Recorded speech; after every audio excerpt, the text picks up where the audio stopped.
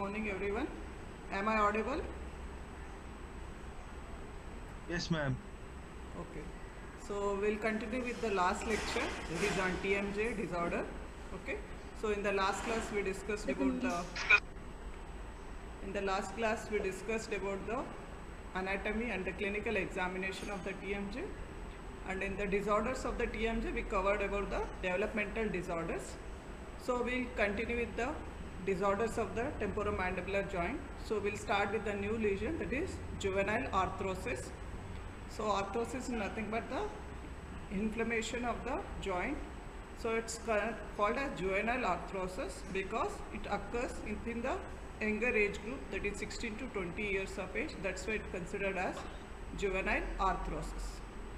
So synonyms for juvenile arthrosis: Boring's arthrosis and arthrosis deformans juveniles. So juvenile arthrosis, it's a condylar growth disturbance first described by Boring. It manifests as hypoplasia and there are certain morphological abnormalities. So it's a form of condylar hypoplasia, but it is different from the hypoplasia. So in that the affected condyle at one time appears normal, and as the age advances it will become abnormal during the growth of an individual. And this juvenile arthrosis, it can occur unilaterally or bilaterally. It mainly occurs, so as I already suggested, it's called as juvenile because it mainly occurs in the younger children and adolescents, so during the period of mandibular growth, and more common in females. Usually we found it as an incidental finding in panoramic projections, and sometimes we diagnose clinically also by seeing the mandibular asymmetry. But 90% will find this juvenile arthrosis as an incidental finding in OPG. Coming to the radiographic feature, the condylar head in case of juvenile arthrosis will appear as toadstool appearance. That means it's a flattening and elongation of the articulating condylar surface, and there will be inclination of the condylar neck. So it's called as toadstool because they are comparing this appearance to a frog lifestyle, where the life cycle of the frog, in one stage it will appear as a slender long appearance. So the appearance will be similar to that. That's why it's called a toadstool appearance. So here the antagonial notch will become deepened. So this is the OPG. So as we see in this OPG, on the right side the condylar head, instead of sharp, it will become flattened and it will become very thin in shape when compared to the left side. So this diagram, if it is not clearly visible, you can check in the textbook of radiology also. So the treatment for juvenile arthrosis is either they will go for orthognathic surgery and orthodontic therapy depending upon the symptoms or the signs present in that patient. So next important disorder in TMJ is internal derangement of the TMJ joint. The internal derangement is a disruption of internal aspect of the TMJ. So in this condition there will be an abnormal relationship will exist between the disc and the condyle and the fossa and the articular eminence. Etiology for this internal derangement is usually multifactorial. It can occur either due to microtrauma, such as in patients which are having the habits like bruxism and some other parafunctional habits, then hypermobility of the joint. In case of macro trauma, it may be due to accidents or due to some osseous deformities. So this is the etiology. Coming to the symptoms, so there will be patient always complaining pain during function, that is while opening and closing of the mouth. The mouth opening will be reduced, the masticatory muscles will become tender, and there will be tenderness of the cervical muscles also. The anterior disc displacement with reduction. Here the disc is dislocated anterior to the condylar head, which results in pain during translatory movement of the TMJ. So clinically we can easily diagnose the disc displacement with reduction by evaluating the clicking sound. So usually in disc displacement with reduction, we found the reciprocal click. That is, the clicking sound is present both while opening the mouth and even while closing the mouth. But it is more clear while opening the mouth. But the clicks sometimes may not be audible, but the dentist can feel it during the posterior joint palpation. The treatment for this anterior disc displacement with reduction, if the patient is having only TMJ clicking and it is not associated with any pain, so no need to go for any treatment. If it is a painful click, so then we have to go for flat plane stabilization splints, and we can also give anterior repositioning splints. The flat plane stabilization splints is given to disturb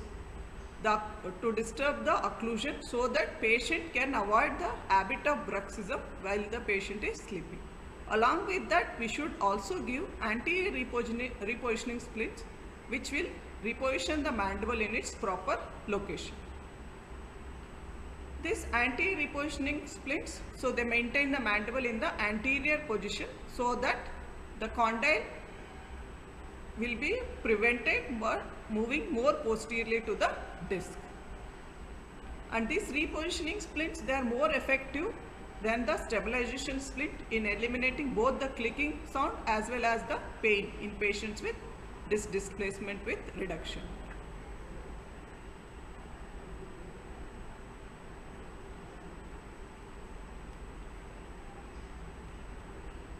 So next is the anterior disc displacement without reduction.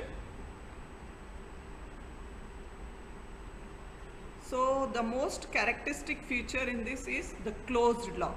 That means the patient can't open the mouth opening will be very limited in this disc displacement without reduction. So the closed lock is the classical sign of the TMD without reduction. And the etiology for this is either trauma or severe long-term nocturnal bruxism habit. So there will be a limited opening of the mouth. Along with this, there will be interference with the normal translation movements of the condyle.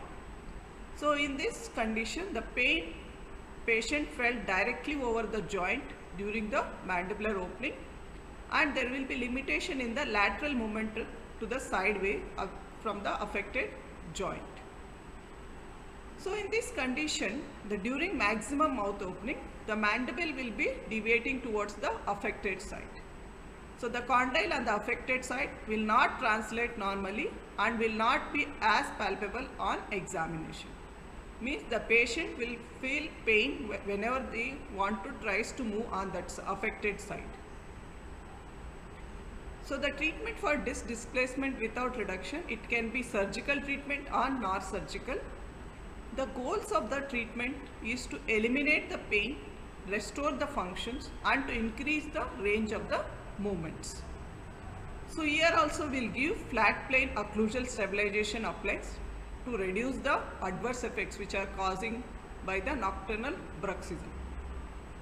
The Sato and colleagues report that combination of flat plane stabilization splints along with anti-inflammatory drugs will reduce the pain and will increase the mandibular movement in 75% of the patients. So in reduction, only we used to give stabilization splint and flat plane stabilization. So here along with the splints, we will also give the anti-inflammatory drugs because here the click is associated with the pain. So the patient who are having severe pain on mandibular movement, they can go for arthrocentosis and arthroscopy. Arthrocentosis, here we inject the anti-inflammatory drugs into the joint area. So this, the oral surgery people, they will elaborate in detail. So I am just mentioning is the treatment plan. The flushing the joint and deposition of the intra-articular corticosteroids to decrease the inflammation, or sometimes they can also inject sodium iluronate to increase the joint lubrication and to decrease the adhesions. There will be already the synovial fluid will be there, but that is not enough to increase the joint lubrication. So to increase the efficacy, so here we will inject the steroids to reduce the inflammation in the joint area. So this is about the anterior disc displacement with reduction and without reduction. Coming to the dislocation. In dislocation, the condyle is positioned anterior to the articular eminence and the patient can't return it to normal position without the assistance of a dentist. So in case of subluxation, the condyle moves anterior to the eminence during wide opening, but patient can able to return to its resting position without manipulation. So this is the differentiation between the dislocation and subluxation. In dislocation, without the help of a dentist or some other person, the patient can't return its mouth opening into its normal position. While in subluxation, he can able to get back its mandible into its normal position. So this is the difference between the dislocation and subluxation. The dislocations of the mandible usually results from musculature incoordination whenever the patient open widely while eating or anning, and sometimes rarely it can also caused by trauma. And this dislocation can be unilateral or bilateral. Patient complains of inability to close the jaws and the pain will related to the muscle spasm. So whenever you do the clinical examination, we find a deep depression in the pretragus region. The condyle can be repositioned without the use of muscle relaxants or general anesthetics. But if the muscle spasms are severe and the reduction is become difficult, so then we have to use the intravenous injections of diazepam 10 mg.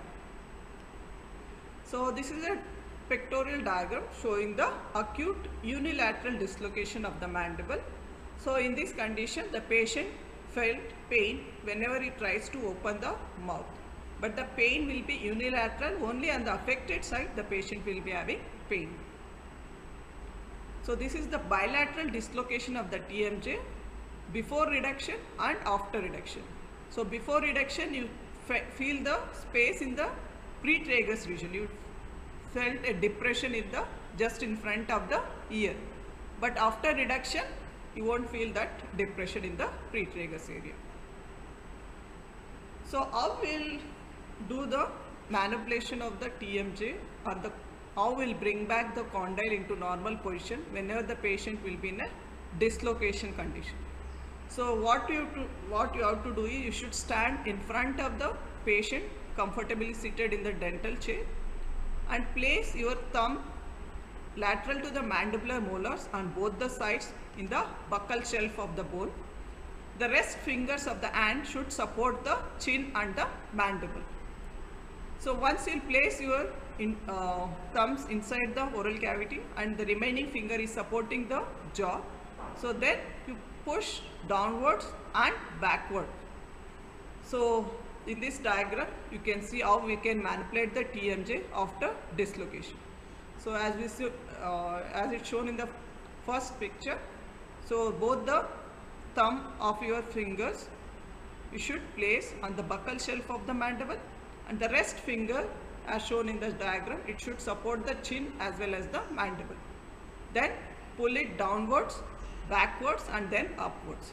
So this you can, once you can show in the clinic, then you can ask the patient or the person who is accompanying the patient to do in this way the manipulation of the TMJ.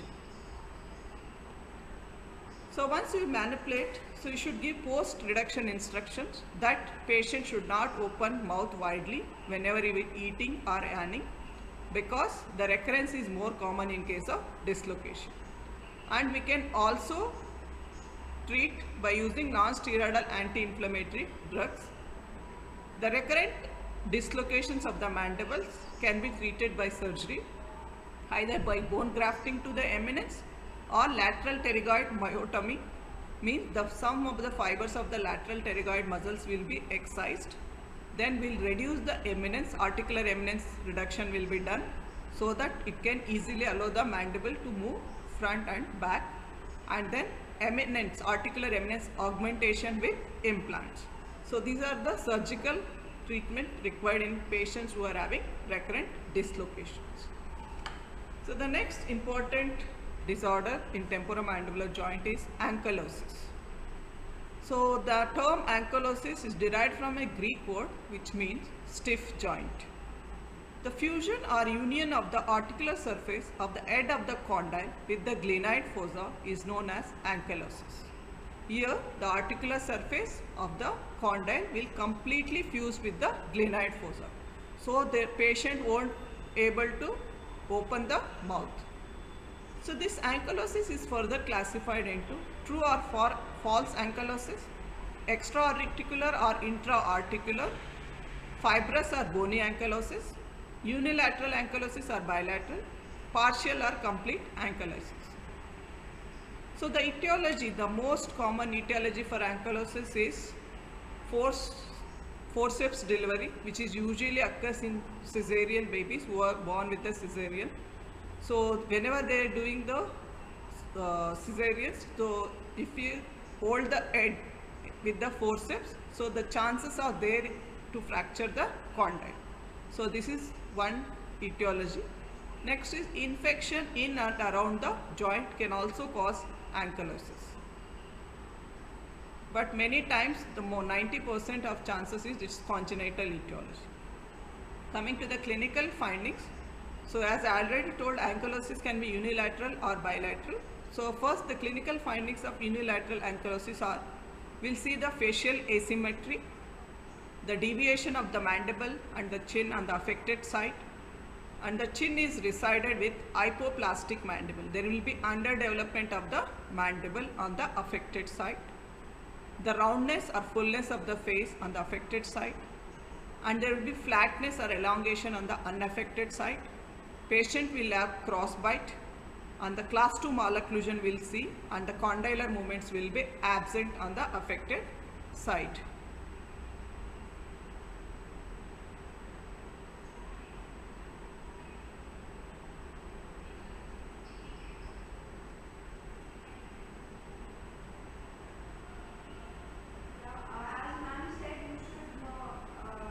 So these are the diagrams showing the unilateral ankylosis.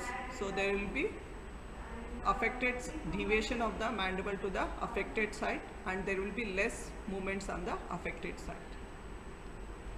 Coming to the bilateral ankylosis, the mandible is symmetrical but micrognathic. Micrognathic means they smaller in size. Patient develops typical bird face deformity with residing chin. The neck angle will be reduced and almost completely absent. The antagonial arch is well defined bilaterally. Here also you find the class 2 malocclusion. The upper anteriors will be protrusion with anterior crossbite, and we can see a multiple carious lesions with bad periodontal health. So this is the diagram showing the typical bird face appearance in case of bilateral ankylosis. Here the mouth opening will be very less or nil also. But in case of unilateral ankylosis, patient can open the mouth very little amount on the unaffected side. So coming to the diagnosis, so whenever you are diagnosing ankylosis, you should ask the history of trauma or any infections. Clinically, you should palpate for the mouth opening, and you can also see the facial asymmetry, and you can go for the radiographic examination also. So when you take the radiographs, in case of fibrous ankylosis, the articular surface are usually irregular because of erosions. The joint space appears very narrow, and two irregular surface appears to fit on one another like a zigzag puzzle. In case of bony ankylosis, the joint space will be partial or completely obliterated by the osseous bridge. Means there will be formation of the bone between the condyle and the mandibular fossa. So there won't be any space between the articular eminence and the condyle to move easily. The treatment is always surgical, but the surgical treatment for ankylosis depends on the age of the onset. Means if the patient is in a growing phase, you are not supposed to do the surgery, because after doing surgery also the chances of deformity will be there. So always plan the surgery for ankylosis after the growth has been stopped. We can also go for condylectomy in case of fibrous ankylosis. gap arthroplasty and interpositional arthroplasty. So coming to the most important and most frequently asked disorder of TMJ is MPDS. It's nothing but myofascial functional dysfunction disorder. So this is most commonly asked for your exam. Scovers coined the term TMJ pain dysfunction syndrome. It's a pain disorder in which patient will have unilateral pain arising from the trigger points in myofascial structures to the muscles of head and neck. Pain will be constant, dull in nature, in contrast to the sudden pain, sharp shooting pain, intermittent pain of neuralgias. So whenever the patient comes with a complaint of pain in the facial region, if you don't find any odontogenic cause, so try to rule out the neuralgic pain and the pain with the MPDS. So the neuralgic pain will be sudden and it will be sharp shooting type and intermittent in nature. But the pain in MPDS is usually constant, that means continuous pain, but it is dull in nature. This all will differentiate between the MPDS and the neuralgic pain. The etiology for MPDS, it's a multifactorial disease. So it can be due to trauma or it can be due to muscular hyperfunction, any parafunctional habits, nutritional disorders, physiological disorders, sleep disturbance, occlusal disturbances. So these are the common etiological factors for MPDS.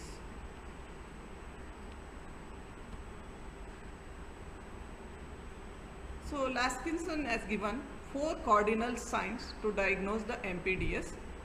The pain or discomfort anywhere in the head and neck region, limitation of the motion of the jaw, joint noises, either it can be crafting, clicking or popping sound, unilateral tenderness on palpation of the muscles.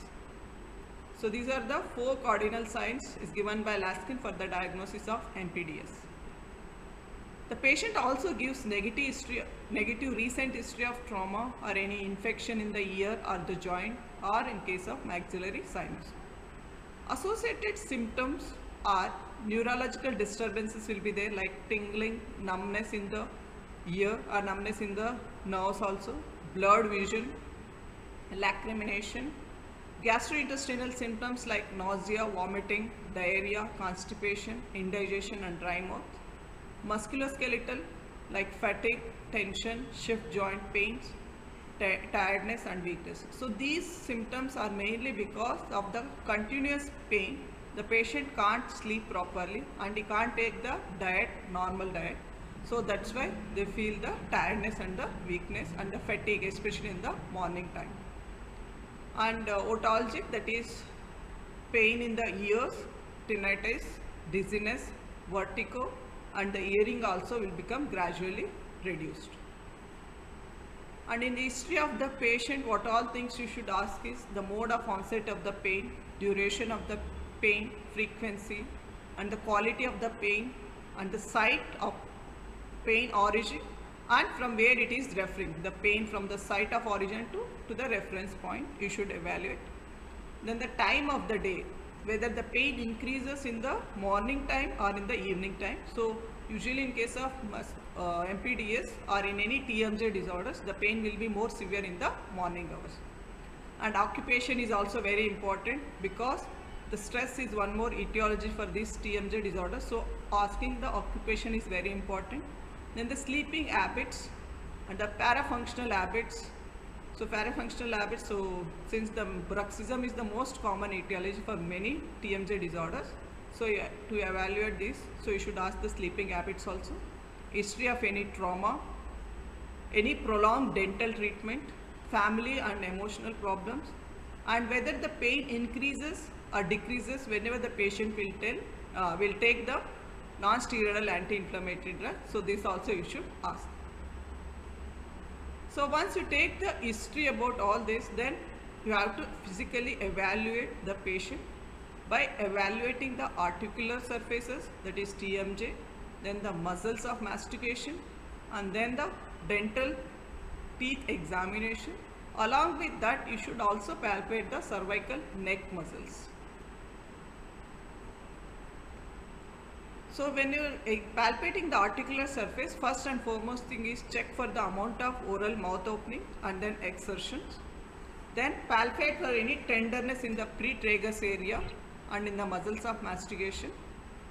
And then the grading of the click or crepitation and auscultation in case if required. So in muscular, so first and foremost thing is first you digitally evaluate all the muscles of mastication along with the areas of responsive to palpation. So this nothing but trigger points you should evaluate.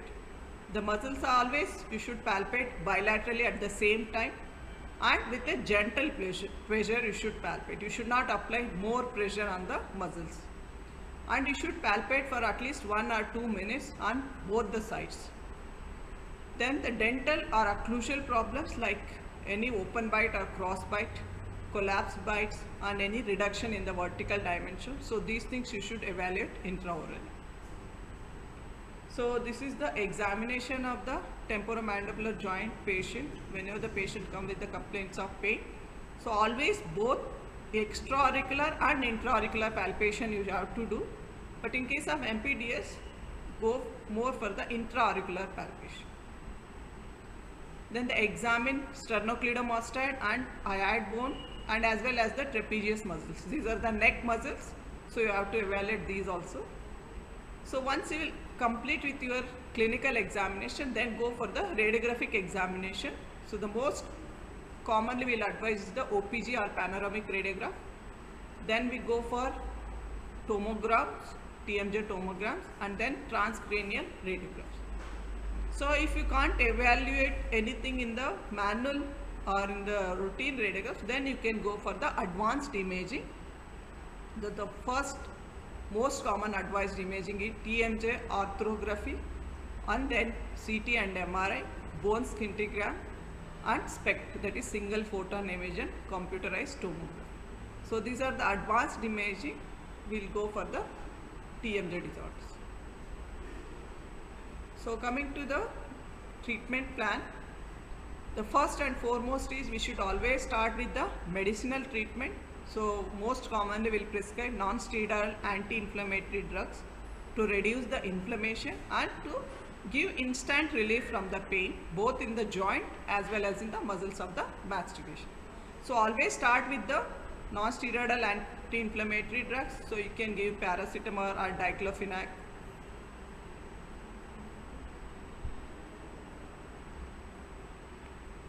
For at least 14 to 21 days.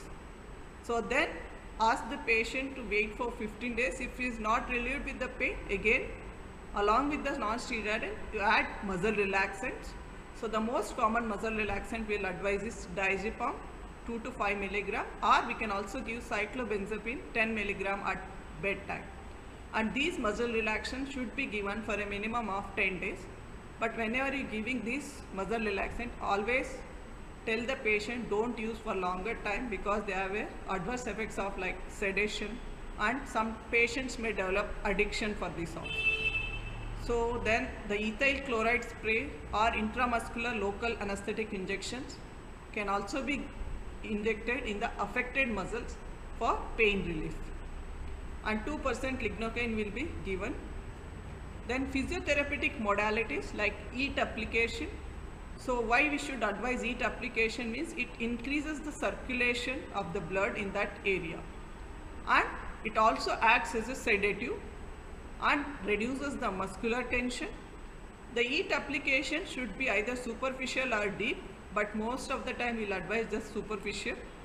So we can ask the patient to use moist or dry eating pads or packs, like hot moist application of the towels. He has to apply wherever there is pain for 15 to 20 minutes and this he has to do 4 to 5 times per day. So along with the medical treatments, you can also advise these physiotherapeutic modalities. The second is ultrasound, which is effective way of producing the EAT. So whenever you can't relieve the superficial pain with the EAT application, then we will go for the ultrasound technique. So here we apply, we can give the use of ultrasonic waves, we can produce the EAT in the deep tissues also.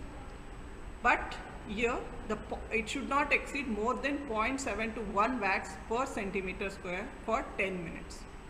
And this ultrasound physiotherapy you have to do alternate days. You can't give continuously. And it has to be done by a physiotherapist only. The third treatment modality is cryotherapy.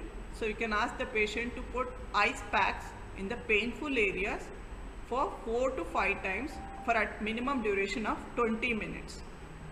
So cold compression will lower the thermal gradient on the skin, interrupting massive concentration of histamines, thus lowering the pain threshold in the skin. So histamines are nothing but they are the locally released histokines. So they are like cytokines. They are the local mediators of inflammation.